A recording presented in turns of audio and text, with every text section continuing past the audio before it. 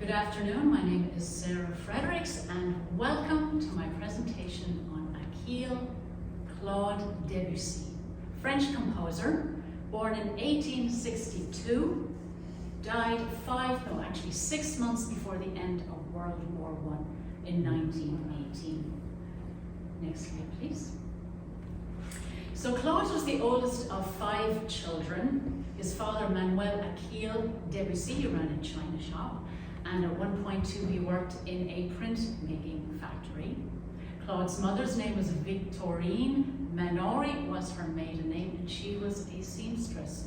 So they lived on the outskirts of Paris, a middle-class family. 1870, Claude is 7 years old. Something really strange happened. They went to war. You have the Franco-Prussian War, the siege of Paris. And unfortunately, Claude's father got involved politically. He was sentenced to 4 years in prison, but he only served 1. Victorine took Claude and the younger sister Adele, and they moved as far away as possible, down to the coast of southeast France, to the city of Cannes. And there they moved in with Claude's paternal aunt, and she actually paid for piano lessons for Claude, and that's sort of how he got started. It's possible he played at home, before he moved there. He studied with Jean Cerutti. He was an Italian tutor, and by the time he was 11, he advanced so much, he had so much promise. They were really impressed with his little kid. They enrolled him in the Conservatoire de Paris. Next slide, please. And just like here, you can see all the different subjects that he actually studied. Obviously piano, solfège, composition, harmony, music theory and history, and he also studied the organ. Now, the thing about Claude is he wasn't the best of students. He skipped a lot of classes. And however, having said that, he was particularly good at sight reading. He excelled in the piano and multiple instruments. And however, he shocked his professors by creating original harmonies and breaking all the rules of composition. And this is when he was a teenager. Okay? There's one gentleman I should mention on this list, very end, César Franck, who taught Claude organ, how to play the organ. César Franck was a Belgian-French romantic composer, and you may study him in music history too. He played the piano, he played the organ, and what's really interesting is he was born in Liège in Belgium, which was what is now modern day Belgium, but at the time it was part of the United States of the Netherlands. Because he was Belgian, to get the appointment at the Conservatoire de Paris, he had to become a French citizen.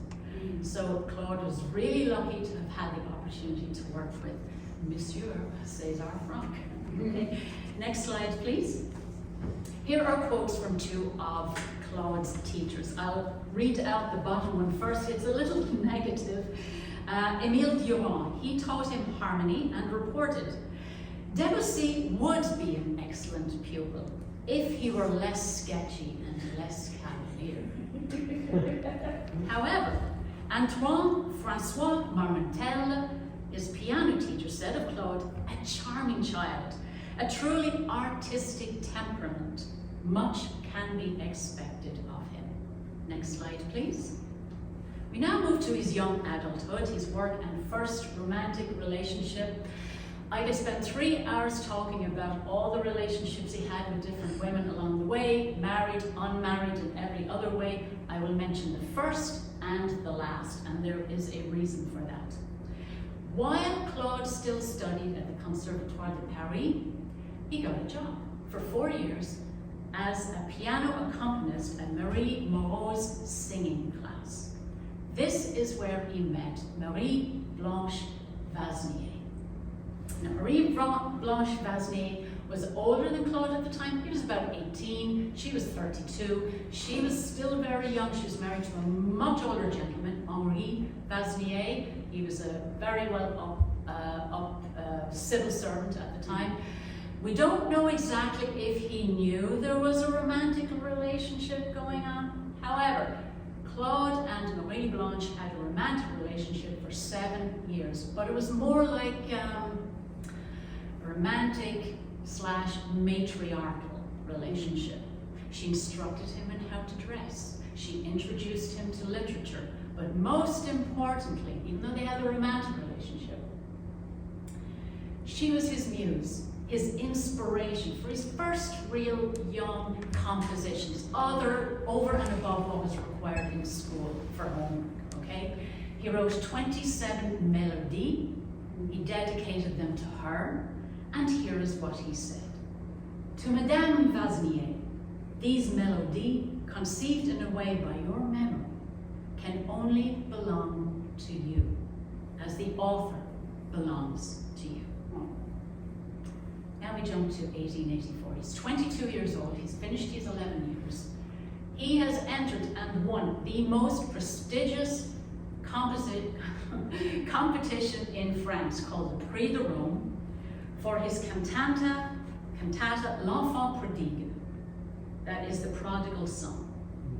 And for winning that first prize, he did get a financial stipend, but he also got an opportunity to work in Rome for 2 years. So off he goes to Rome, in the middle of his relationship with Marie Blanche Vasnier, and he studies at the Villa de Medici, which was a French academy in Rome. He didn't really care for being in Italy. He did not like working there. He missed her terribly. They wrote back and forth. It eventually fizzled out. She wrote a letter saying, I think it's time we should break this up. Also, he did not really care for Italian opera. Having said that, I am going to jump forward a few years because guess what? Next slide, please. Debussy wrote an opera. It premiered in 1902 in Paris at the Salle Favart Theatre in Paris in April of 1902. And he based his opera, it was called Pelléas et Mélisande. It was based on Maurice Maeterlinck's symbolist play. And I'll talk about symbolism in a moment. In 5 acts. Now, French symbolism was a 19th century movement where there was a reaction against realism and naturalism. So it was a move away from naturalism and realism. Did the critics like his opera? No. It was not well received by the critics. They thought it lacked structure. What kind of harmonies are these? How come he's not, we don't hear all the resolutions from the tonic to the from the dominant to the tonic, and what are all these weird harmonies, okay? However, the younger generation enjoyed his opera, and over time, it was very well received, and it really put Debussy on the map. I should mention one lady, Mary Garden. She was a Scottish-American opera singer. She sang the part of Mélisande, and here is what she said. I honestly don't know if Debussy ever loved anybody, really. He loved his music, and perhaps himself. I think he was wrapped up in his genius. He was a very, very strange man. Next slide, please. Speaking of inspiration from his first love, Marie Blanche Vasnier, Debussy wrote compositions based on many different types of inspirations. I have to mention this one. This is the inspiration for Debussy's Prélude de l'après-midi d'un faun. That is the prelude to the afternoon of a faun. He was infatuated by and inspired by the French symbolist poets Stéphane Mallarmé and also Paul Verlaine. One day, Mallarmé brings along one of his poems and he reads it to Debussy. And it's called L'après-midi d'un faun, the afternoon of a faun. Now please, before you have visions of Disney, little unweaned, little baby deers, that is not the type of faun we're talking about. We're talking about the Roman mythological faun, with half body of a man, half body of a goat. He's got his little horns, he's got his tail, wandering around the woods. He is the servant of the god Pan. Look at the picture on the left-hand side. I think it's absolutely hilarious. This is the cover of a magazine. It's called Les Hommes Aujourd'hui. It is the men of today. And there is poor Stéphane Mallarmé, caricatured as a faun playing the panpipes. So back to Mallarmé and Debussy. After Debussy heard Mallarmé read out his poem, 1 week later, he showed Mallarmé his newly composed prelude. It was an expression of the poem, considered a miracle of 19th century composition, a totally new sound. The music was in fact a symbol of the poem. In fact, the motto for symbolism at the time was art for art's sake. Next slide, please.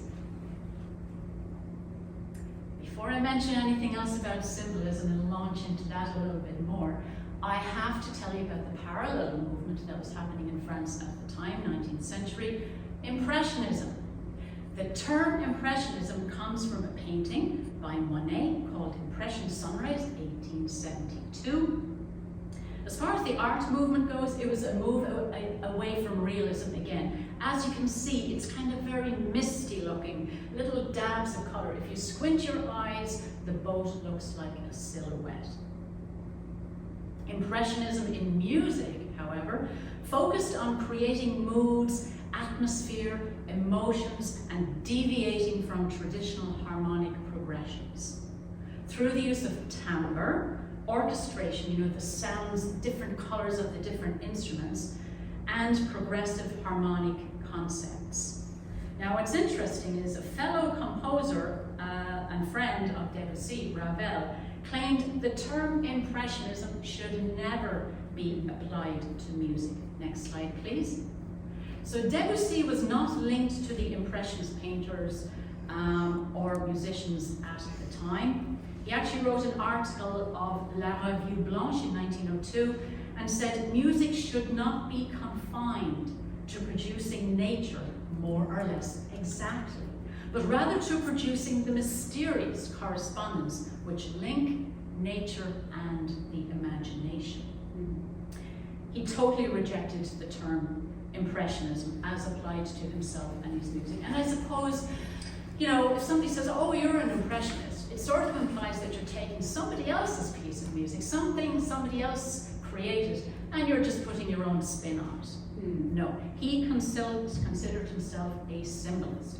He said in a 1908 letter, "Imbeciles call what I am trying to do with my compositions image Impressionism, a term employed with the utmost inaccuracy, especially by art critics, who use it as a label to stick on J.W. Turner, the finest creator of mystery in the whole of art."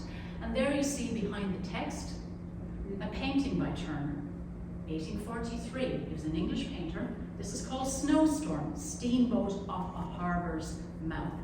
And that gives you this whole sort of impressionism, this kind of atmospheric idea of what impressionistic art was. Whereas symbolism was you take something and it's not fuzzy at all, it can be atmospheric, but you write something that is a symbol of something else. Next plate, please.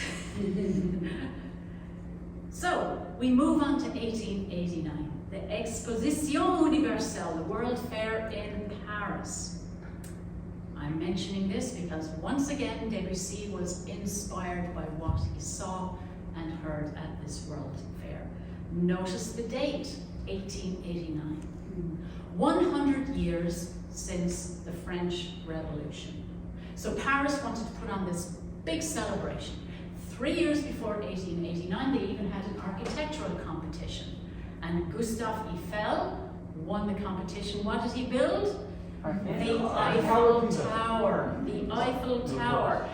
And again, highly criticized. They said, this is unnecessary. It's monstrous. It is a blight on the face of Paris.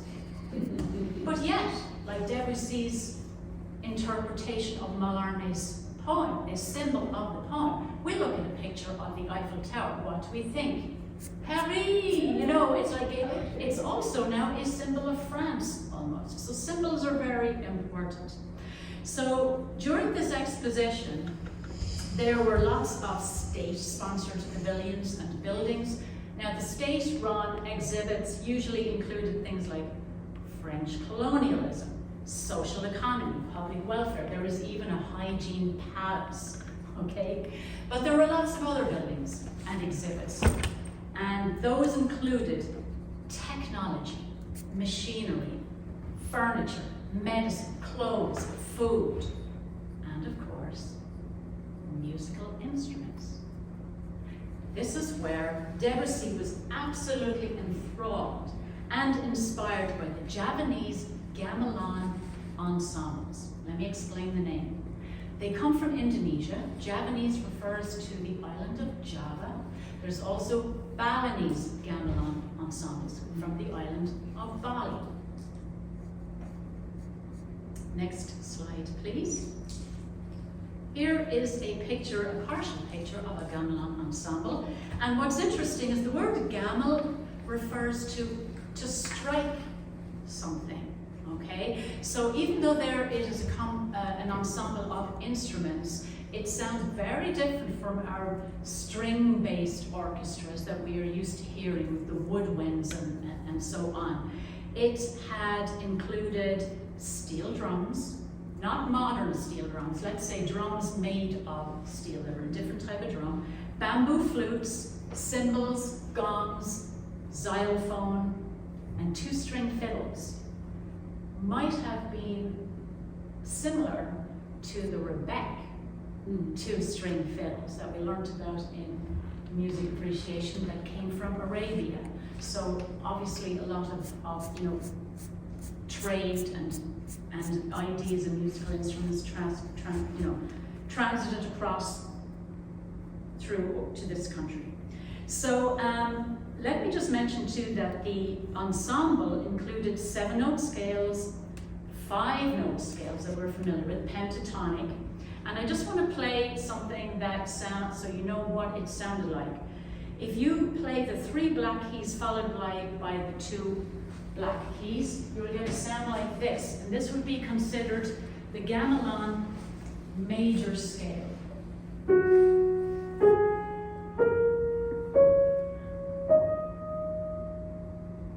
Now if we reverse the order, we get their minor scale.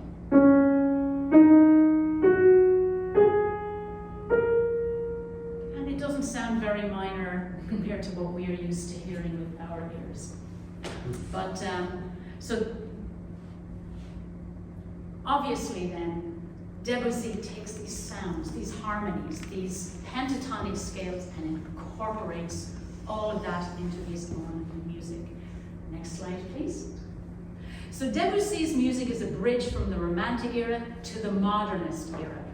Tonal music had culminated in the 4 famous symphonies of Brahms and the colorful and powerful music of Richard Wagner, German, right? At the end of the Romantic period. Of course, Debussy and a lot of other people were infatuated with Wagner's music.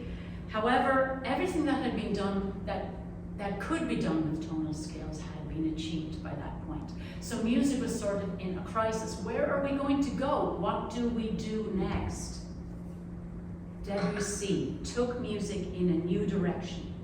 He incorporated whole tone scales with 6 pitches, pentatonic scales, extended harmonies, and those of you doing Music Theory 3 will be working with 9th, 11th, and 13th harmonies, and modal scales, and we studied those in Music Theory 1, like Ionian, Dorian, Lydian, Viridian, no, not Viridian, that's a green, Phrygian, Phrygian. So basically, Debussy developed a highly original system of musical structure and harmony, expressing the ideals of the symbolist painters, writers, poets of the time, basically expressing emotions and ideas rather than realism.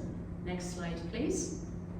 And here's what he felt about it. Music is the expression of the movement of the waters, the play of curves, described by changing breezes.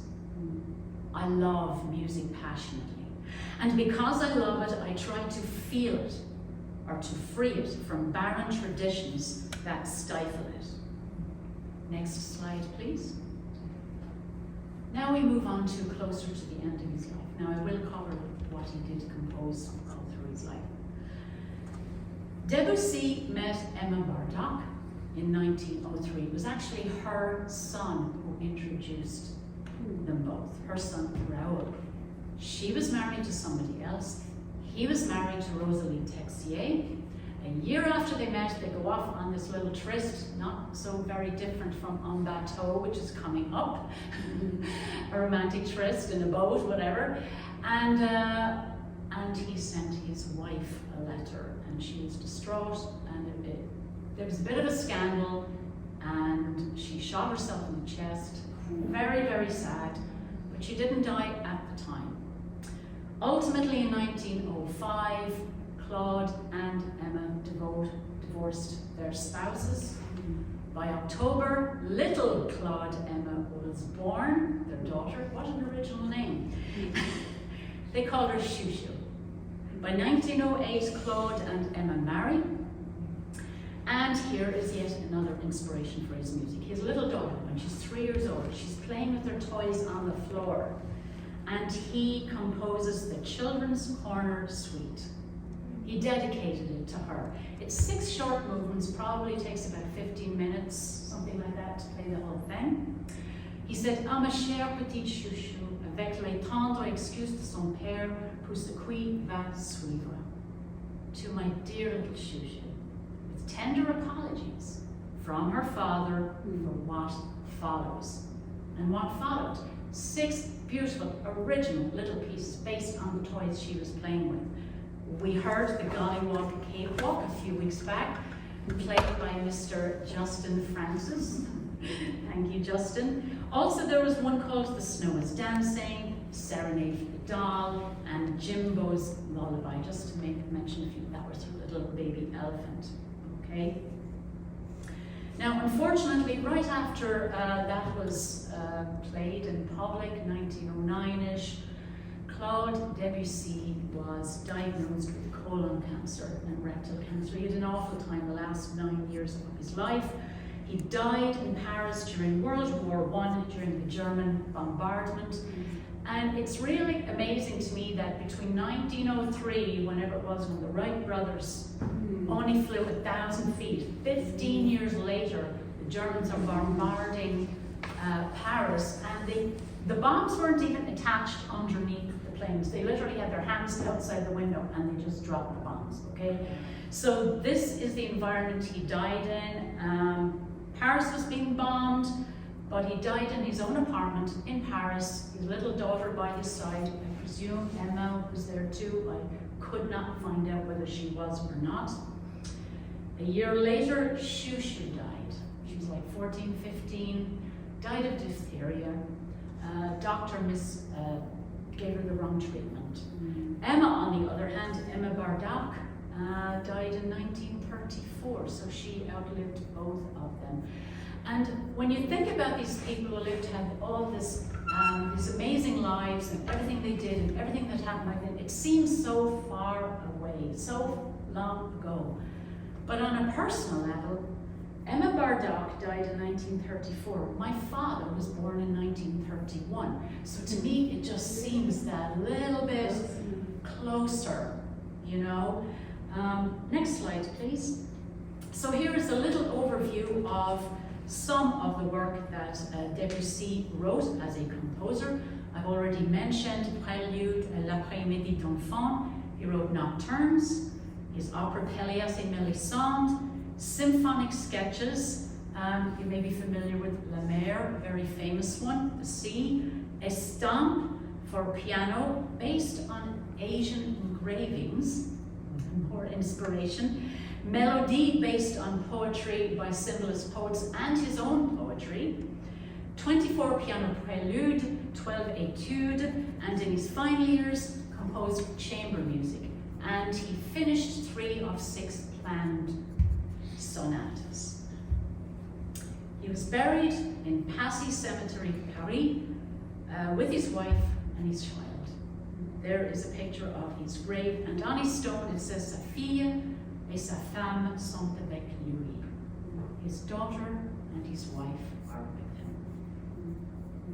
He said, the century of airplanes has a right to its own music. Works of art make rules. Rules do not make works of art. So today's performance, to give you a little taste, and I say little, it's 3.5 minutes long, little taste of Debussy's music. We're going to play En Bateau, means sailing, from his Petite Suite. It was in 4 movements. It was first performed by Debussy in J. Douan, and I believe J. Douan was one of his publishers. The inspiration was drawn from poems again by symbolist poet Paul Verlaine. Our current opinion of this, just printed this year in Martin Sid magazine. He has some really interesting articles, you could look them up online. He says, in En Bateau, revelers in a boat have their minds on romantic trysts as they sail at dusk on a dark lake. Next slide, please. So here is an extract from Verlaine's poem describing the sailing party. Cependant la lune se lève, et l'esprit en sa course brève, fit gaiement sur l'eau qui rêve. Meanwhile, comes the moon and beams, as the sailboat gaily skims, briefly, over waves and dreams. Next slide, please. Our performance today is 4-hand performance by Martha Argerich, Argentinian, and Christina Martin, Romanian. We have talked a lot about Martha during the semester, but you can see some information about her up there. Both of them run parallel insofar as they both have lots of recordings, they both teach master classes, have won competitions. I should mention though that Martha Argerich's favorite composer is Beethoven, but she says Schumann touches me personally. Now, why did I choose this piece of music? It brings back some childhood memories for me. My mother used to play classical music when we came home from school. I'd run home from school, age 12, fling my satchel in the foyer, kick off my shoes. Where's my snack? What can I eat? And she would have classical music playing in the background. Usually she had this huge boxed collection of short, lighter classical pieces published by Reader's Digest. You can still get them online. And she had a really great selection of other albums that she bought from Cantill's Music Store in Waterford City, Ireland. It's closed down now. But En Bateau is one of my favorites. And she said to me, pretend you're in a rowboat, lie back. You're floating down a river. You're looking up at the sky and you're looking at the clouds. What shapes do you see? What colors do you see? What do they remind you of? And it's rather interesting that she thought of that image because Debussy also wrote nocturnes, and one of his nocturnes was called Nuages, clouds. Okay? So in En Bateau, Debussy creates the perfect mood with this dreamy, ethereal first movement. As listeners, we are seduced by a sense of adventure, longing, serenity. And Martha and Christina really do this piece justice. They play it, I think, with thoughtful sensitivity, excitement, and mystery. Enjoy the piece by Martha Argerich and Christina Martin. En Bateau by Claude Debussy from La Petite Suite. Thank you. Delighted.